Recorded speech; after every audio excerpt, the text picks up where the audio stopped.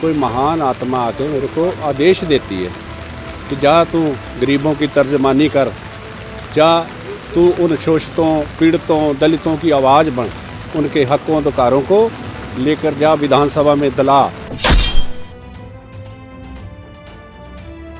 मैंने कहा ये बहुत बड़ी प्रक्रिया है, इसमें पैसे चाहिए, इसमें बहुत बड़े बड़े दफ्तर चाहिए। तो उन्होंने कहा कि नहीं, जाओ अपनी जो मुहिम है कुल्ली से शुरू कर दो। आज हमने इसको मुख्य चुनाव दफ्तर बना दिया है इसी को ही, और इतवार को हम इसका उद्घाटन करेंगे। हमारे बहुत बड़ी संख्या में लोग आने वाले हैं। पंजाब ਦੇ ਲੁਧਿਆਣਾ ਜ਼ਿਲ੍ਹੇ ਦੇ 14 ਵਿਧਾਨ ਸਭਾ ਇਲਾਕਿਆਂ ਵਿੱਚ 198 ਉਮੀਦਵਾਰ ਚੋਣ ਮੈਦਾਨ ਵਿੱਚ ਆ ਉਤਰੇ ਨੇ ਅਤੇ ਸਾਰਿਆਂ ਨੇ ਆਪਣੇ ਤਰੀਕੇ ਨਾਲ ਨਾਮਜ਼ਦਗੀ ਪੱਤਰ ਦਾਖਲ ਕੀਤੇ। ਪਰ ਇਹਨਾਂ ਵਿੱਚੋਂ ਇੱਕ ਉਮੀਦਵਾਰ ਨੇ ਆਪਣਾ ਅਲੱਗ ਹੀ ਤਰੀਕੇ ਦੇ ਨਾਲ ਦਫ਼ਤਰ ਖੋਲ੍ਹਿਆ ਹੈ।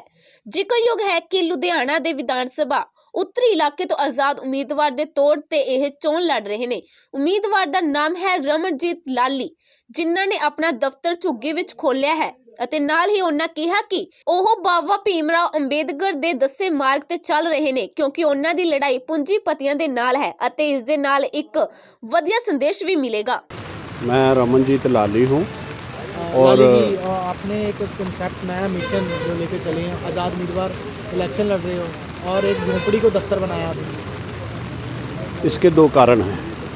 एक तो ये कहावत है कि जो लोग अपने इतिहास को याद रखते हैं वही लोग इतिहास रचते हैं, इतिहास बनाते हैं। तो हमारा इतिहास यही है सबका। हमारे बाप दादा परदादा इन झोंपड़ियों में रहे, तो नई जनरेशन को पता चले कि हमारा इतिहास क्या था। एक कारण ये है। दूसरा कारण ये है कि 13 तारीख तक मेरा कोई ऐसा इरादा नहीं था कि मैं चुनाव लड़ूंगा, लेकिन 13 तारीख रात को कोई महान आत्मा आके मेरे को आदेश देती है कि जा तू गरीबों की तर्जमानी कर, जा तू उन शोषितों, पीड़ितों, दलितों की आवाज़ बन, उनके हकों अधिकारों को लेकर जा विधानसभा में दला। मैंने कहा ये बहुत बड़ी प्रक्रिया है, इसमें पैसे चाहिए, इसमें बहुत बड़े बड़े दफ्तर चाहिए। तो उन्होंने कहा कि नहीं, जाओ अपनी जो मुहिम है कुल्ली से शुरू कर दो।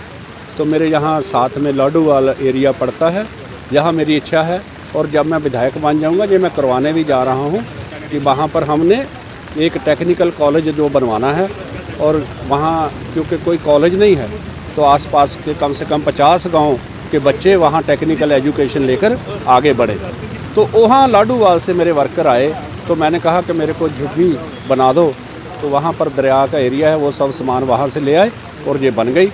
आज हमने इसको मुख्य चुनाव दफ्तर बना दिया है इसी को ही, और इतवार को हम इसका उद्घाटन करेंगे। हमारे बहुत बड़ी संख्या में लोग आने वाले हैं। चुनाव प्रचार में मैं अभी इसलिए नहीं जा रहा फील्ड में कि अभी हमको चुनाव चिन्ह आवंटित नहीं हुआ, वो कल 3 बजे हो जाएगा।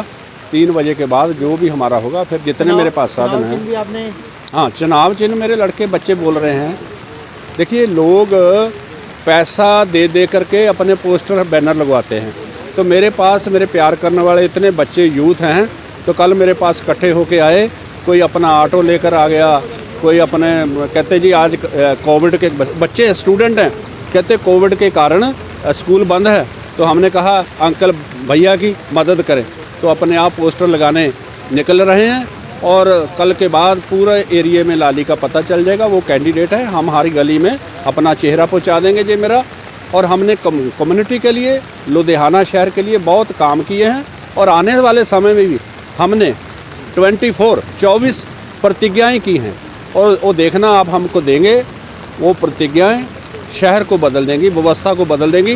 तो इन बच्चों ने मेरे को कहा कि साहब अगर चुनाव आयोग जो होता है, कि आप उनसे बेनती करो कि हमको चुनाव चिन्ह भी झुग्गी दे दें तो हमको अच्छा लगेगा। तो मैं डीसी साहब से बात करूंगा, अगर ये मिल जाए तो और अच्छी बात है। लड़ाई पूंजीपतियों से है। पूंजीपति हैं जब, देखिए मैं चुनाव आयोग से एक बेनती करना चाहता हूँ कि आप जब चुनाव प्रक्रिया शुरू होती है तो आप वहाँ इतनी कंडीशनें बनाते हो, इतना होल्डिंग लगेगा, पोस्टर इतने लगेंगे, ऐसे नहीं होगा, ऐसे नहीं। अब धज्जियाँ उड़ रही हैं, कोई परमिट इतने बोर्ड। आप कहते हो कि 40 लाख रुपए में टोटल इलेक्शन लड़ो, तो मैं कहता हूँ कि यहाँ 4-4 करोड़ लगेगा तो भी सब आंखें बंद करके बैठे हैं। लेकिन बेशक मेरी लड़ाई पूंजीपतियों से है। पूंजीपति अपने आप को ज़्यादा प्रेजेंट करने के लिए, हाजिरी लगाने के लिए बोर्डों पर, सड़कों पर, होर्डिंग में नज़र आएंगे, लेकिन रमनजीत लाली लोगों के दिलों में बसता है और जो दिलों में बसता है वही राज उनके पास ही लोग ताकत देते हैं। बसपा के साथ काफ़ी समय आपने बिताया, कांग्रेस में भी रहे हैं, क्या वजह ये है कि बसपा में मैं 2 इलेक्शन लड़ा हूँ एमएलए का। जिसका घर जलता है तकलीफ़ उसको होती है। जब दोनों बार मैं हारा, बेशक मैंने प्रगति की बसपा में 10,000 वोट शहर में से लेके जाना, लेकिन मैंने बीएसपी को कहा कि हम बार बार लड़ रहे हैं चुनाव, अकेले चलो, तो क्यों ना किसी हम बेचारे के पार्टी के साथ समझौता करें। तो उन्होंने मेरी बात को मानने की बजाय हमने बागी सुर अपनाए तो मेरे को पार्टी से निकाल दिया। कोई बात नहीं, लेकिन आज मेरे को खुशी है कि रमनजीत लाली को जिस कारण से बसपा से निकाला गया था, आज वही आइडियोलॉजी मेरे वाली बसपा को अपनानी पड़ी और अकाली दल के साथ समझौता हुआ। अब वो कितना जीतते हैं, कितना बाद की बात है। दूसरी बात रही कांग्रेस में मैं चला गया, मैं अकेला नहीं गया, मेरे साथ अनेक लोग गए, लेकिन कांग्रेस ने 6 साल के अंतराल में मेरे कैलिबर को, मेरी ताकत को, मेरे से कोई काम ही नहीं लिया, पहचाना ही नहीं।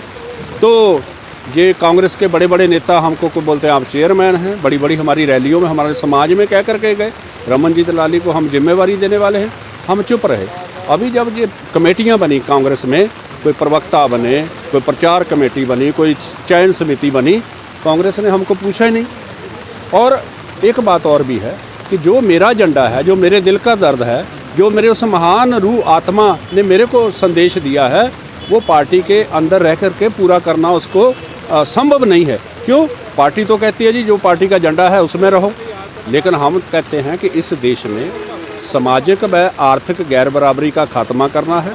इस देश में रोटी, मकान, रोज़गार, सेहत और शिक्षा को आदमी के मौलिक अधिकारों में शामिल करके उसको लागू करवाना है।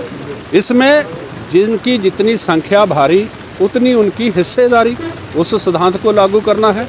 रिजर्वेशन जो मिलती है वो बार बार चंद लोगों में ना घूमे, रिजर्वेशन का हक जो है असली हकदार तक जाए, वो हम करना चाहते हैं। तो और अनेक काम करना चाहते हैं, वो पार्टी में रहकर नहीं हो सकते। इसलिए जो मेरे को आदेश हुआ, जाओ अकेले चलो, झुग्गी से चलो, झोंपड़ी से चलो, तो मैं चल रहा हूँ। अब देखना कि 10 मार्च को रिजल्ट आएगा, मेरे लोग मेरे को नुमाइंदा बनाकर भेजेंगे और एक ही रमनजीत लाली होगा जो विधानसभा के अंदर शेर की तरह दहाड़ेगा। लाली जी, लास्ट वाला है, आपको बसपा के हाथ में ये सीट लगी थी, बसपा के आप काफ़ी नज़दीकी रहे हो लीडरों के भी, और आप यहाँ से उम्मीदवार भी थे, क्या लगता है अकाली दल को सीट दे दी गई? बसपा ने बहुत बड़ी गलती की है, ये भी मेरा, बेशक हम उसमें नहीं हैं, पर है तो मेरी साबका पार्टी है ना। आइडियोलॉजी